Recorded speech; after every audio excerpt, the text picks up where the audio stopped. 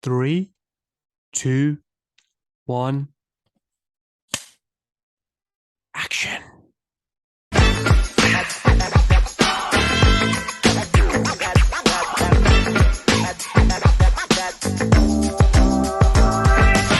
let me tell you something, brother.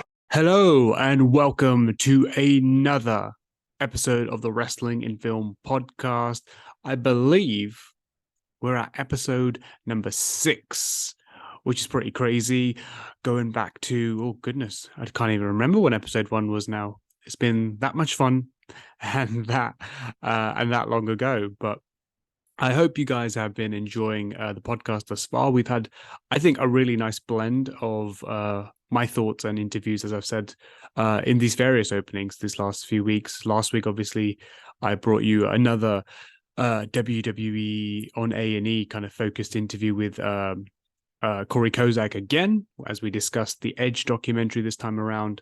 That was a wonderful chat, and I really hope you enjoyed that. If you haven't seen it, go back and check it out. It was a great and very, very insightful in a different way, because Edge is a very, very different character to The Undertaker. But this week I bring back the interview format, and I interview a documentary filmmaker that I've admired for many, many years, and I actually interviewed in 2018. Actually, we talked about his then kind of very famous and popular documentary, and still a very popular documentary on Ric Flair. It was titled Nature Boy. It was an ESPN 30 for 30, and I believe it was, to me, that documentary, not only was it a fantastic documentary, and it broke through barriers with Ric Flair that were previously up, and no documentary really explored in such depth, like such as his adultery, and obviously his really fast lifestyle that caused a lot of harm. Not only obviously was it funny in some circumstances to many fans and many peers, and of course, like, even the pros and cons of Ric's decisions of kind of being all in with professional wrestling, and it had such depth to it it was truly incredible, and also showed, not only because Ric Flair is such an incredible and incredibly popular and iconic figure, but it showed the pop cultural element of professional wrestling and how relevant it is and can be. And I think that documentary, not only did it do so much for Ric Flair, not only was it such a fantastic documentary, but I think it broke ground and really showed the wider community outside of professional wrestling, ESPN, and various other mainstream publications or media conglomerates, that professional wrestling is a really, it can go far, and there's so much depth to it, and it's really worth exploring, and beyond just the negative umbrella that people used to just constantly try to paint when they did documentaries on professional wrestling. And I think Rory, that documentary, it really broke ground, in my opinion, and it opened the doors to so many to see what could be done with professional wrestling, and I always really credit Rory with that, and he deserves that kind of praise, I think. And not only that, but he's just such a wonderful filmmaker in general. I mean, he's gone beyond that and done wonderful work with the UFC. He's had incredible. There's a Countrymen Can Survive, the incredible documentary on Matt Hughes. Bully Proof, I believe, was the title of his documentary on George St. Pierre. There's a wonderful one on Aljamain Sterling, which people can find on YouTube. I believe Not Broken is the title for that one. He did the ESPN 30 for 30 on Chris Leitner.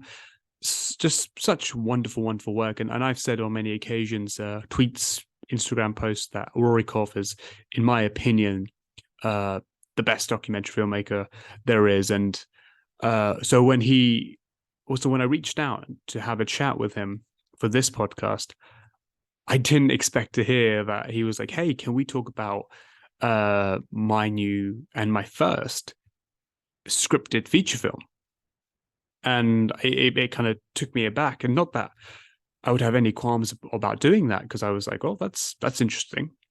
And Rory Karpf, like I said, this is the Wrestling and Film podcast, but Rory Karpf is such a instrumental, in my opinion, instrumental director in the wrestling and film history. I thought, well, it's just great to talk to him.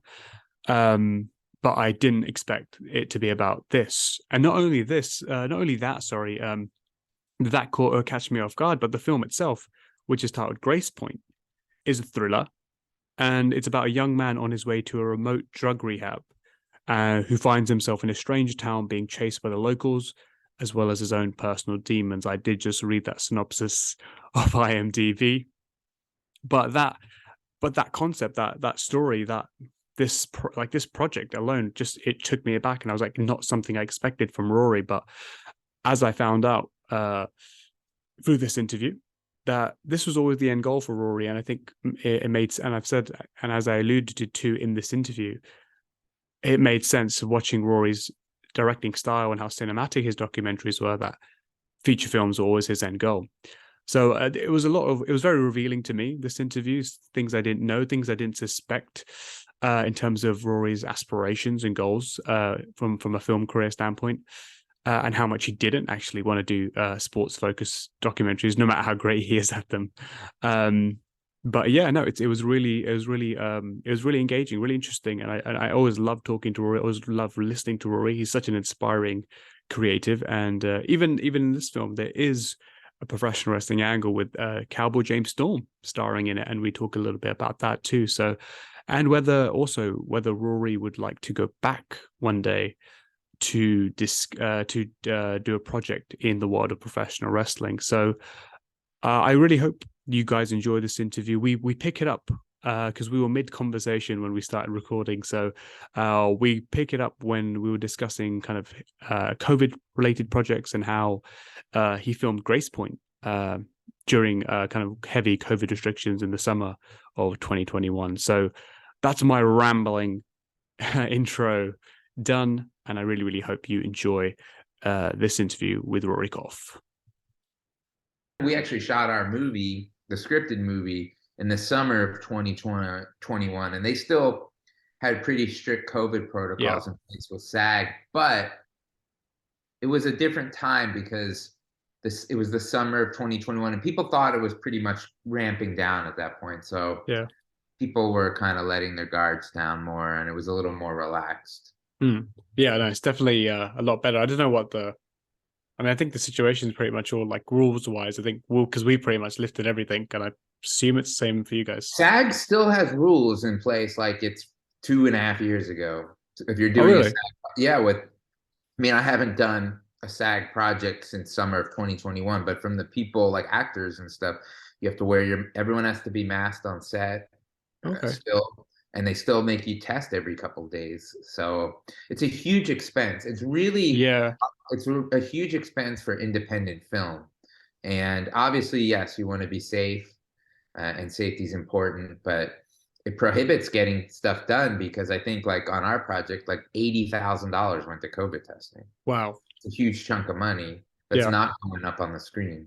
Yes, absolutely. And I mean, it's a good segue, I guess, into your film though, because as much as I've touted for quite a few years that every once in a while on social media, I always say, not just to be nice, but I genuinely feel like you're like one of the best documentary filmmakers out there. Like, and especially when it comes to sports documentaries, I'm like, Rory's the guy.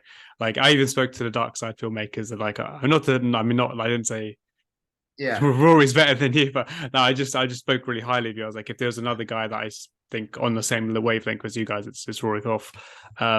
So like, for me, like I expect like almost a certain type of film from you, right? So when you told me a feature, as much as it's intriguing, there's that part of you where, there's when you have an expectation, you're like, oh, like, what's this? Like someone's giving me something different that they don't usually. Was there any of your trepidation on your part to be like, oh, I'm really going? No, I mean, I don't even like sports that much, to be honest. I really like MMA, but like I just fell into it. Sometimes you just have to kind of ride the rainbow to the pot of gold and go. And I like telling stories. I don't care. Like I've done non-sports documentaries. Like I did the Secret History of Comic Book series for AMC, which was a project that I, really enjoyed working on. I did this project. I don't know if you could see the poster here. I don't know if it's showing up, but it's. I don't know if I can. There it is. So it's a History Channel film that I did about Skunk Works, a secret plane thing. So I've always just been interested in telling stories, and I've always wanted to move into scripted, like really for the last 10 years. And I just, just kept waiting for an opportunity. And I put a lot of scripted stuff into my documentary work, recreations, even Yes. for the UFC stuff. Like I did the George St. Pierre short film, and we had a kid actor play George St. Pierre, Aljamain Sterling, who's actually an actor in Grace Point. There's some UFC and wrestlers in Grace Point: Aljamain Sterling, Chris Weidman, Dean Thomas, and Cowboy James Storm is in the movie too. So I've wanted to do it, and then when the pandemic hit, I had more time. I was really writing a lot. And I went and actually bought the rights to this script that was already written for me to direct back in like 2014, like when I had a manager. But it was written as like a $20 million movie. And somebody suggested to me, like, hey, why don't you rewrite it, but based off of like all of the, knowing all the things you could get for free. So originally the plot, and I can send you materials. I can send you, like, I have production stills and a poster and different. So like, the plot of it is about this kid on his way to a drug rehab in the remote wilderness. The kid is played by John Owen Lowe, who's Rob Lowe's son. And the dad is Andrew McCarthy from the 80s, Brat Pack, Weekend at Bernie's, St. Elmo's. Worked with Johnny's dad. So he's taking him to a drug rehab in the remote wilderness. On the way there, they stop in this town called Grace Point. They kind of meet up with some locals at the gas station, and next thing you know, the dad's been shot. And the kid has filmed him being shot, and they want to get his phone. And so he's in the middle of nowhere. And now he resisted going to the rehab. Now he just wants to try to get to the rehab because that's like the next closest civilization. So he's detoxing from drugs while these people are chasing him. So there's a thriller coming of age aspect of it. But the original script had him in like the remote wilderness, like going down waterfalls and rapids. And it wasn't about the town as much as it was about the mountains. So I changed the mountains into a town. And we filmed in North Carolina because I knew we could get a lot of it for free. And then I went and got the money together myself. We filmed the movie for $600,000 and filmed it. Which is nothing in today's like climate. Yeah, I guess, no, it's not much, but I mean, at the same time, I say that to your credit, though. Like that's thank you. Yeah, well, I just saw that like Terrifier 2 was shot for $250,000. Wow. So that movie's made like 10 million. So it can be done, especially if you can do it like DIY a lot of this. So, but I was trying to be very strategic on my first film. Like I felt like a thriller was very kind of like universal appeal. Like horror's kind of niche, comedy's niche, action is niche, but most people like thrillers, and coming of age. And plus we filmed a lot outside. So I felt filming outside while there's some dangers of the elements. You could shoot like a lot of really pretty looking things. Sure. So it looked really good, which was important to me. So so that was filmed last summer. And then we finished it this summer. It took about a year to finish in post. Yeah. And then, you go through multiple cuts. The first cut, everybody hated, I thought it was good, but they hated it. And, so now it got recently accepted in the Santa Barbara Film Festival. Yes, you mentioned. Yeah. So how was the most recent cuts being? How has the reception been to good? this? Really well. Like Rob Lowe is Johnny's dad, and he wrote a kind of a scathing thing of notes, and he's just like, "This is my honest opinion," and it was tough to hear, but it was good to hear, and it set us in a direction of like, instead of trying to force things that were maybe in the script, working more with what you have. Yeah. And it was very different than a documentary. Like especially on an independent film, not necessarily a Marvel movie, but on a smaller independent movie, it's all about what you get when you shoot. Like there's no going back. Like you got to get it on that day. and actors are going home, so everything is about prepping and all that, and that's obviously the movie's made in the edit room, but in a documentary you can go back and go do other interviews, you can come back to it and shooting, and really the film is kind of made more in the editing room, I would argue, than the shooting of it, at least the documentaries where you look back on something that already happened Yeah, I agree. versus like a follow doc. So Yeah, but yeah, it because was a great experience. yeah, because I was gonna say, funnily enough, I was gonna say almost the opposite, but I guess it depends on the documentary, because sometimes that's also the case for a documentary, right? Because if you don't capture it in that time, then it's gone. That's true. I mean, that's Yeah, definitely true of like filming sports. Like if you miss like a touchdown, you're not getting that back like at yeah. NFL film. So no, that is a good point. I guess it just more depends on what you're doing and what you're shooting. And it's definitely different. I liked the control of it a little more. Like I I was like yeah. I was to sorry. be able. Sorry. Go I ahead. was just no. So I was just gonna say. I was gonna ask, like, did you like having freedom where? Because I remember I did see in another interview where you said, the struggles with the documentaries can be the almost the dictatorship of the subject Yeah, sometimes, where they're like, it's very tricky. Like you're often trading access for control. Like The Last Dance, that documentary, where the one on Michael Jordan, which was yeah, very well received. I saw like Ken Burns criticizing, like, oh, like Michael Jordan got to watch cuts. Well, yeah, if you want Michael Jordan, that's what he has to do. At the same time, yeah, they got really cool footage, and yeah. so it's that like yin and yang that you have to balance sometimes.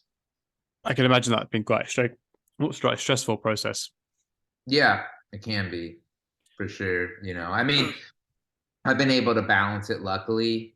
I don't think I've ever really compromised on anything. I've had people want things out of films before, including, celebrities want, like, they feel like they look bad at something, but I try to explain my best why it should be there. And hopefully at that point there's trust, like they trust me. Mhm. And yeah, I went through that a lot with Snoop Dogg. On Snoop and Son, the documentary series I did, the first episode, his son didn't come across great in it, Yeah, and his son hated it. His son wanted like the show shut down after he watched it. And well, Snoop, I remember, called me. He's like, "Why are you showing him cuts? Don't show him cuts. He's not mature enough to understand." He said, "You only show me," because we were breaking him down to build him back up. So yeah, by the fourth episode, it was going to be like a big comeback story, but he didn't see that. And I yeah. just saw Cordell over the summer, and he expressed, you know, thanks, Oh, like nice. yeah. So he's in his mid-20s now, kind of gets it. Bit more mature. Yeah, Yeah, for I was going to say about the cinematic quality, because that's always something you've done in your films. Like even like in the Ric Flair one, you had those the cartoony kind of yeah, qualities at times. Obviously, you said the George St. Pierre one, the recreations, Aljamain Sterling.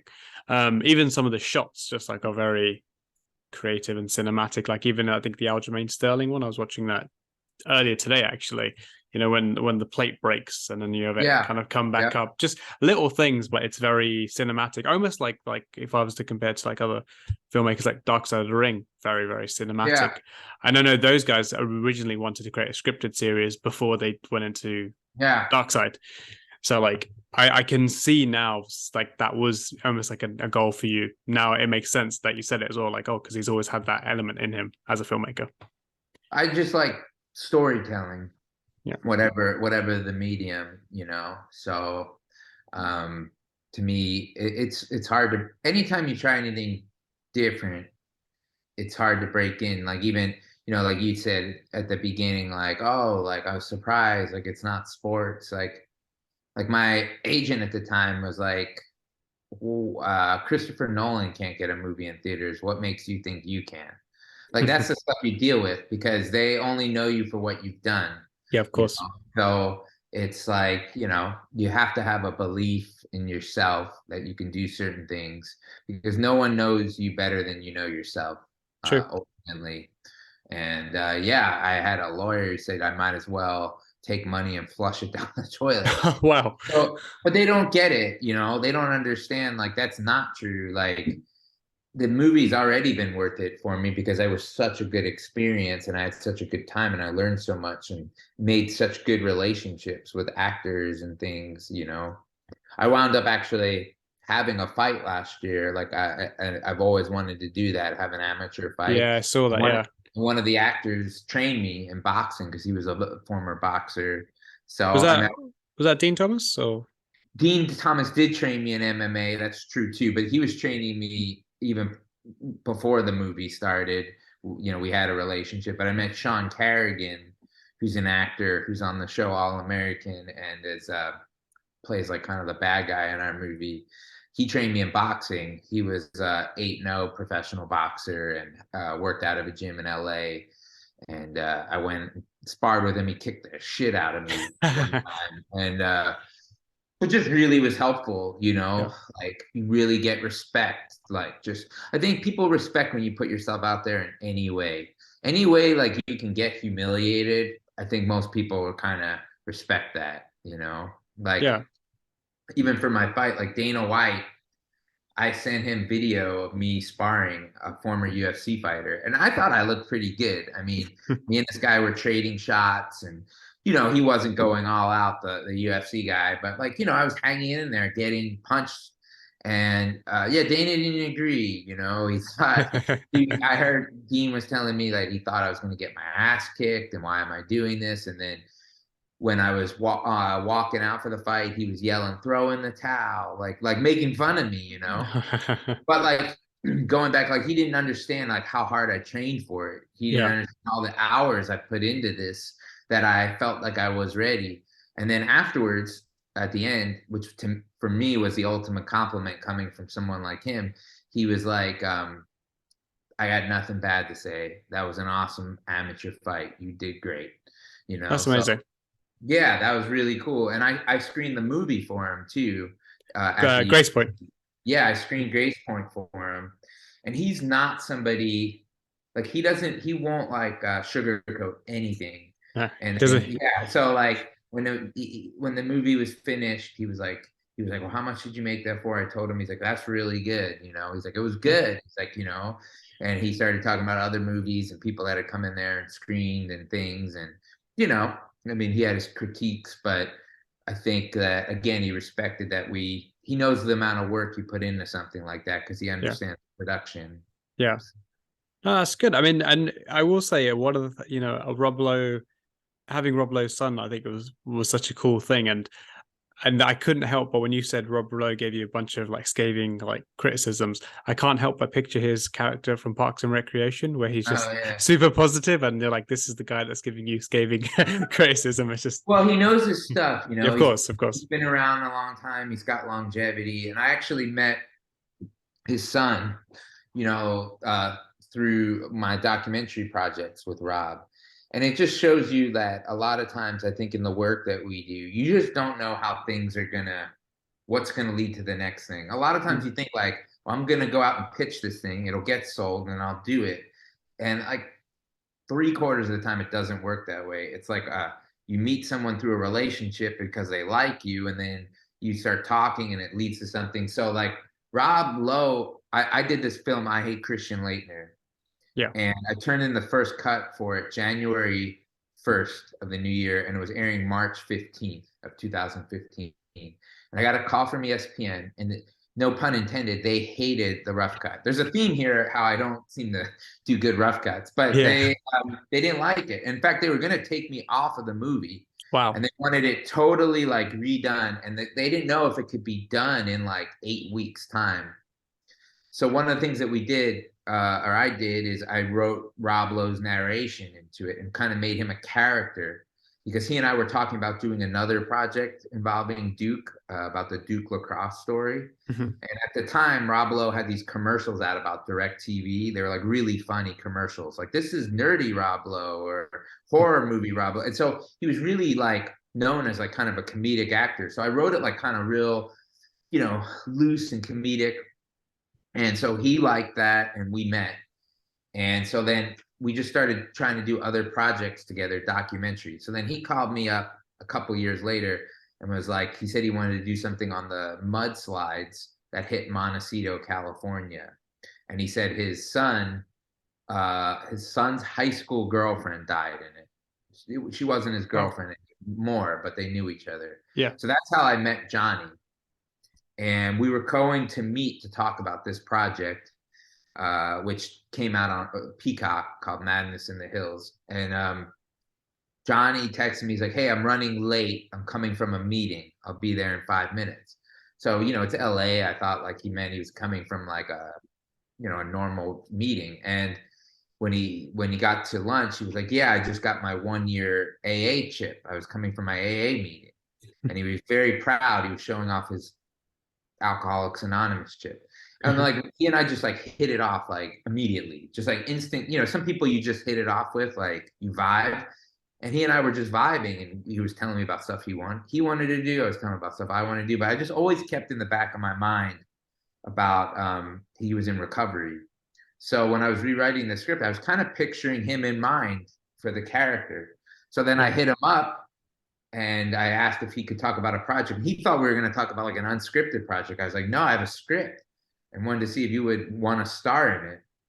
And he was just like, "Yeah, sure, I'll read it." So he read it. He was really into it. And because he had that experience of like being an addict, Yeah. I thought he could be authentic in it. And plus he was very driven too, because like this was going to be a project that was his, and it wasn't his dad's project. It was his project. So he was just like all in for it. Like, It's amazing. helped me write scenes in the script and help get actors to be in it. He got an actor from his dad's series 911 Lone Star to be his co-star, this actor Jim Parrick. And yeah, he really became a partner on the project. So I never would have thought that when we were going to meet for lunch that time that we would movie together. But life's weird. Yeah, I mean it's interesting. Like I was telling you, I teach as well, and I work with a lot of drama students. And one of the things that some of the students are doing is working on an essay about certain practitioners, and we talk about how artists bring their life, and then they translate it into their work. That's the case for John. That's the case for even yourself at times, because a lot of the themes in your work is like failing and then coming back up, or being kind of knocked down in some capacity and coming back up. And same with John now here. It's like, my favorite movie of all time is Rocky. That's like my favorite movie. And I love the whole Rocky series, but I mean, specifically the first movie I saw when I was like 5 years old. And it's just like, there's so many themes of that, and it's easy in your mind to think like, yes, of course you go through adversity in life and things, but when you're actually in it, it's hard to tell yourself like, no, like you got to keep pushing forward. That's why fighting is like a real metaphor for life, in some ways. Get knocked down, you got to get back up. And, I've been knocked down plenty of times in my career too. I mean, most of the things I've pitched haven't happened. I've been right at the finish line on things and the project doesn't go. And it can get really disheartening because you're putting a lot of work into it. But you just gotta have to brush yourself off and keep moving forward and persist. I think like in what we do, and probably this is true with the Dark Side of the Ring guys too. You just have to be persistent. It's more important than talent in a way, I think, because most people after you want to be realistic. I mean, if you say I want to be a professional fighter and you're 0-15, like, well, maybe I'll do something fighter. but as you're coming up, like even I saw with Rob Lowe, WME, the agency, couldn't sell the documentary. They couldn't get funding for this one that he wanted to do, and he's like, well, I'll find it. And I was like, all right. And then he, like 6 months later, is like, hey, I was at a dinner and Michael Bloomberg was there. And he's like, I pitched them and they want to put money into this documentary. And then he was like, hey, I was talking to somebody at Peacock. They're taking Parks and Rec. And I showed them the documentary. So like, he always has this mindset, like it's going to happen, and if you're not going to do it, then get out of the way, because I'll find somebody who's going to help me do it. So, I've learned a lot from him, and Snoop Dogg has that same mentality. There's a reason why these people like Snoop Dogg, Rob Lowe, they've been successful for so long, And like arguably Snoop Dogg's more relevant now than like ever. And he's been around since like 93 or 92, Yeah. Rob Lowe's been around since like the early 80s, and he had a real giant dip and came all the way back, and he's on multiple, he has a hit TV show now, he has a Netflix movie coming out. So I mean the guy's just he just grinds. So Yeah. I try to, remember that too. Yeah, no, I mean, and I love that that comes through. And even initially, when I saw the trailer, I was like, "Oh, that," because that's always been an element in your films in some way, shape, or form. And initially, when I saw the trailer, I was like, "Oh, it doesn't appear that's the case." But when I watched it again, I was like, "Oh no, there's still that element, like a little Well, bit, like yeah, I there is think that coming of age." there is a big coming of age, and then there is a relationship aspect in the movie, and then there's action. So I can send you a link if you want to watch the movie. You Okay. can see it. Um, yeah, I've learned a lot of times people don't want to watch the movie because they're afraid they're going to not like it, Yeah. which is an awkward thing. Like, hey, I Yeah, watched I it. mean, it's happened to me before, and I mean, but I feel like it's always better to be honest, regardless of the opinion. Like, Well, I yeah, think I've learned because I've been watching different movies. I've been meeting more independent film directors, and hmm, I can always find something I like in it. Just the fact that yeah, you've made a scripted movie is an accomplishment.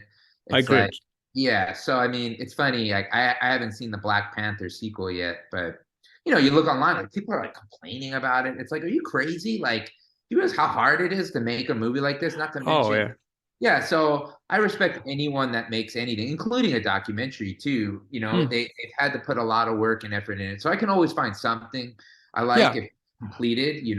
Like Uh, I always say like to some of my peers, I'm like I feel like I try to be a nice film, like when I do film reviews, I try to be a nice film critic. Like I always want to find something of the positives, but sometimes there's more negative than positive, but I think there's always some elements of positivity you can find for sure.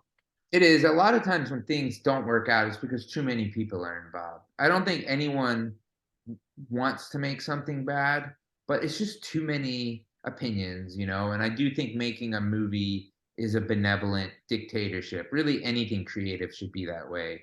Hmm. It's like a kitchen. There's a head chef, and you got to Yeah, know who the head chef is. And the sous chef is talented, and the pastry person's talented, but the head chef's running the kitchen. So yeah, and I think it's got to be that way with a movie too. And sometimes it's like, well, who's in charge? Is it the director? Is it the studio? There's like 10 producers.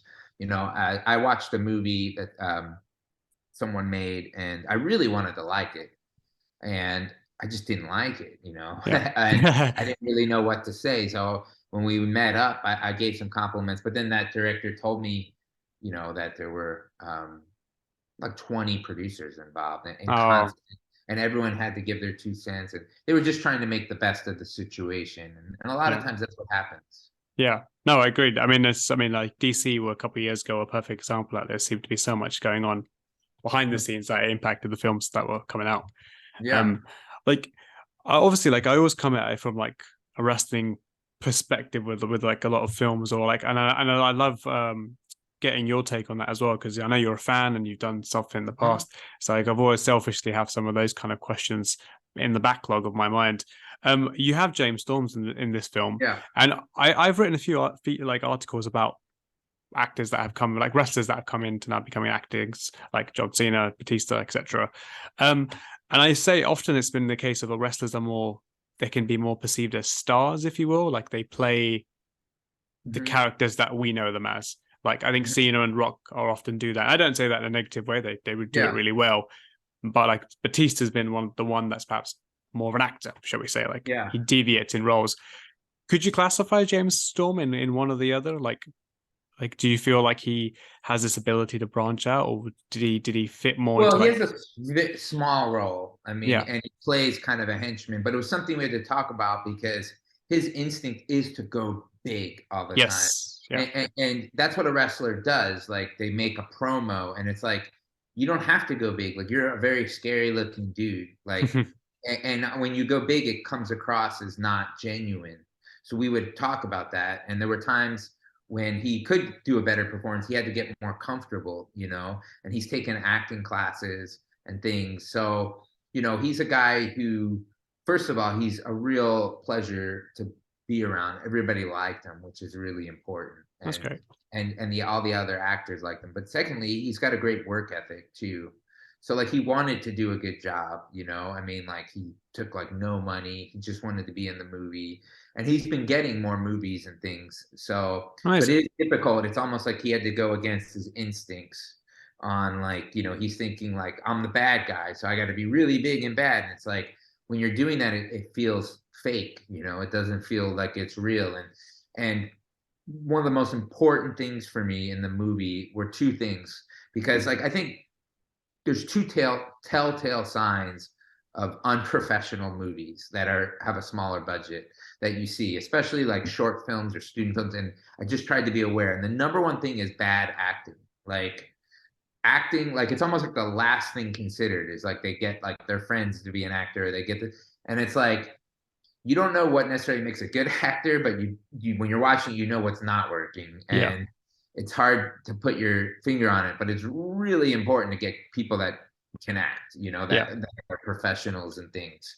And the other, you know, and to really take the time to discuss it. So like for people that were in the film that were non-actors, you know, we would talk about that. Yeah, I was just going to say, last question.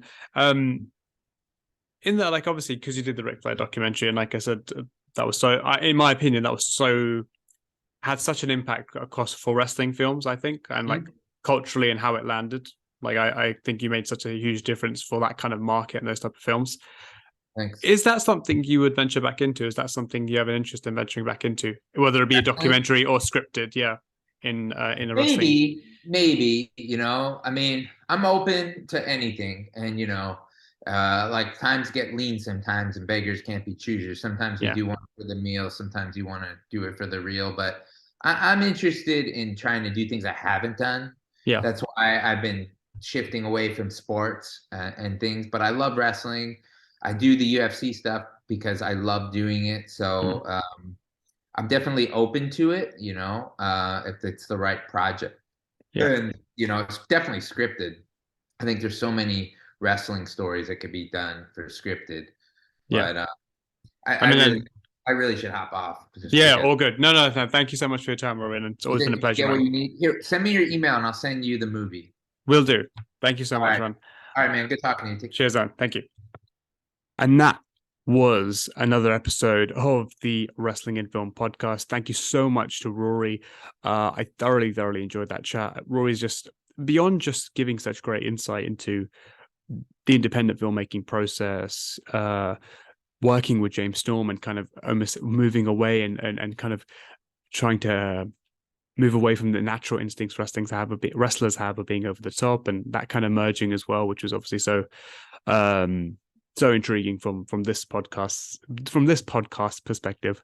It was fascinating to hear, and just fascinating to hear Rory's mindset and his aspirations creatively have always been, like I said, to get into feature, like I previously said, was to get into a feature film, kind of feature film territory. So, and just the fact that Rory keeps going, he's had ups and downs, and you know, this isn't always a consistent line of work, and it's a difficult line of work, and Rory keeps persevering, and he's made such an incredible name for himself, and I admire what he's done, and I continue to be a supporter of his work.